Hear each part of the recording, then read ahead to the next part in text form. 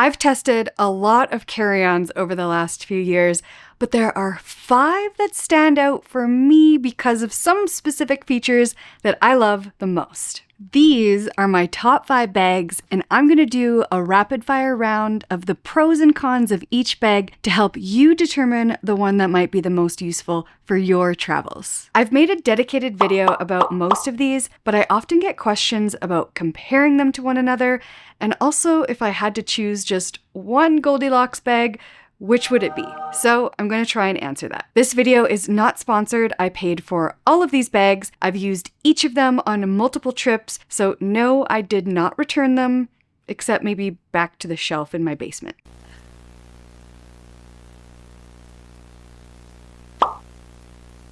So if you haven't found the perfect carry-on yet, let me tell you about my 5 favorites. First up is the Mixi carry-on. This is the 20-inch. This is still the sturdiest carry-on bag I own, which is one of the reasons I love it so much. It is solid, not janky, not wobbly. It rolls so smoothly and is perfectly balanced. There's no worry about this thing ever tipping over. I love the square shape and the flat top, which makes it easy for virtually any kind of personal item bag to sit on top, or allowing you to use this as a makeshift footrest or table in a pinch. I like to call this the perfect layover carry-on. You can insert a battery pack to charge your devices right out of your bag, there's a cup holder for your coffee or water bottle, and you can watch your shows by placing your phone or tablet on the built-in shelf. The top open design is made for real travelers, and yes, this is something that's been around for a while, but not as much with the hard shell bags. That's what makes this one special. The top open bin allows you to pack differently than the clamshell style, because you can fit larger items in the deep bin as opposed to the 2 shallow sides. For example, I saw someone left a comment that they were able to pack a motorcycle helmet into this type of bag, something you could never do with the clamshell. I think the designers of this bag have really optimized placement of all the components to maximize interior space. I like that the lid stays open on its own, which makes it really easy to use in small spaces.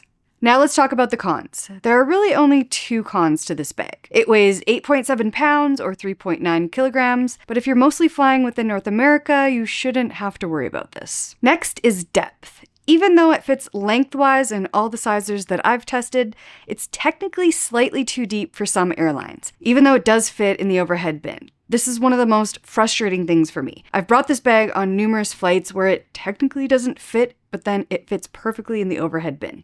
So do check your specific airline's hand luggage dimensions. Oh, and all the links to these bags are in the description and in the comments, or you can scan the QR code that will also take you to my blog post, which has all the links there.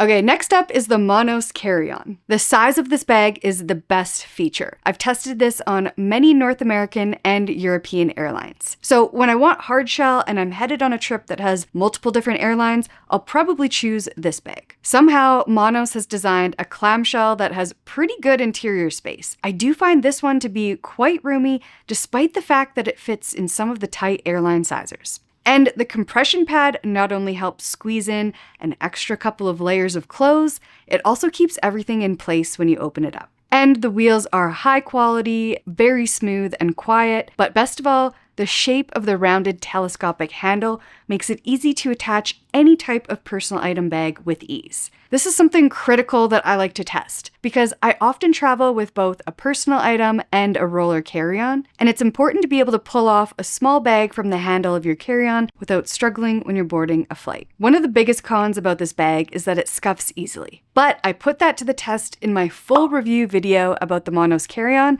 to see if it's actually that big of a deal. Next up is my trusty Travelpro.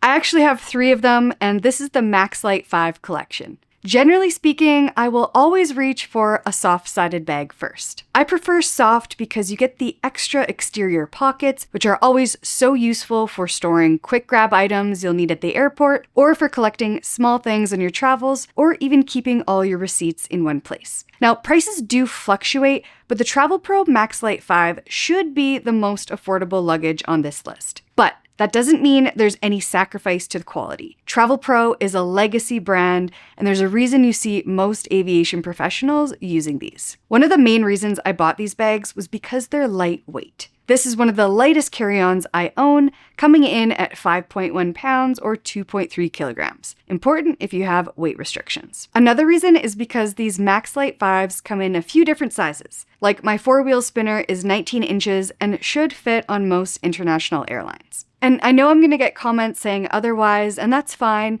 but please, if you have personal experience bringing this Travelpro bag in the overhead bin on an international airline, please let the community know. It's going to take me a while to test out every bag on every airline. It's also expandable if you need the extra space, but yes, because of the narrow depth and the weight distribution, the Travelpros do tend to tip forward. To me though, this is a minor issue because if you pack correctly by placing the heaviest items on the bottom, it happens much less. Anyway, if you're not one of the million people who have seen my video about the Travelpro carry-on, you can go watch that here. And if you have watched it, thank you for the 1 million views. All right, this was one of the biggest surprises for me. This is the Bric X carry-on. I bought it specifically to travel to Europe because it seems like it would be a pretty good competitor to my Travelpro Max Light 5, which I knew would have fit on all my European flights, so I wanted to see how this one held up. And it did. I really love this thing. It's also lightweight, weighing 5.5 pounds or 2.5 kilograms. So not only will it help you stay within those hand luggage weight limits, it will also be easier to lift in the overhead bin. And I've taken this on airlines with some pretty tight sizing, including Air Transat and WestJet. Being soft-sided, it's also a little more forgiving than the Travelpros if you do get into a scenario where you need to do some squishing. Some people say that because it doesn't have much structure, it sags a little if it's not packed full, so I guess it depends how you look at it. Because of the wheelbase design, it stands sturdy on its own with no tipping issues, and this bag holds a lot. I was able to pack for a 2-week trip to Portugal where I needed enough variety of clothing for summer weather, including shorts and swimsuits, and fall weather, including incredibly rainy days and crazy winds. I have a couple of videos about packing for Portugal and how my Portugal trip went if you want to watch those next. Finally, we have the BEIS Small Carry-On Roller. Look at this little guy. Aww. I bought this one specifically because of the size. BEIS made this for more strict airlines, especially in Canada and Europe. So if you're struggling to find a smaller 4-wheel spinner, this is it. It fits on Sunwing, Air Transat, Air Canada, WestJet, and more. But just because it's small doesn't mean it's missing anything. In fact, in my opinion, this is a very well-designed bag. First, the retractable bag attachment strap is such a good idea. I've used it to add a shopping bag or my sun hat. It's got the TSA lock and high-quality Hinomoto wheels. And the memory foam cushion handle is brilliant. Normally, I wouldn't think this is a big deal, but back in November, Chris and I spent 4 hours walking through every terminal in the Las Vegas airport to test out as many airline sizer bins as we could, and that memory foam made a world of a difference in comfort. So that was a totally unexpected bonus that makes this bag well worth it. Now, it is small, so yes, that's probably the biggest downside. You're not going to fit as much as the standard 22 by 14 by 9 base carry-on, but it still has the same interior compression pad, which definitely does help you squeeze in an extra few layers. But if you need something that's going to be compatible with most airlines, just pack a little less. It's better that way anyways. The last trip I did with this bag was 2 weeks in Mexico. We did laundry halfway through, and it was really nice traveling so lightweight.